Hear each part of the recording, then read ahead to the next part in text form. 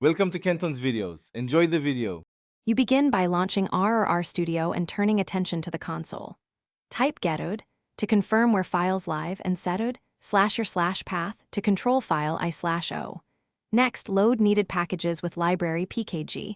If missing, run install packages pkg first. Use commands directly, no clicking required, so you learn reproducible steps. Once these prerequisites are executed, you are positioned to run code, inspect output, and iterate quickly without interrupting workflow. Now you execute and examine work. Enter single lines to run quick commands and use Ctrl or CMD+Enter to send selected blocks from a script file.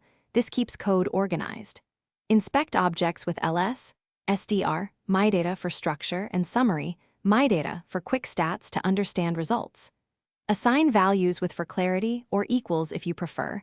Add comments with hash so future you understands intent. Make small changes and rerun sections until output matches expectations. To finish, persist work. Save RDS or save, stores objects, and write. CSV exports tables. Clean the environment with rem list equals ls when starting fresh, and restart R to clear hidden state if behavior is odd.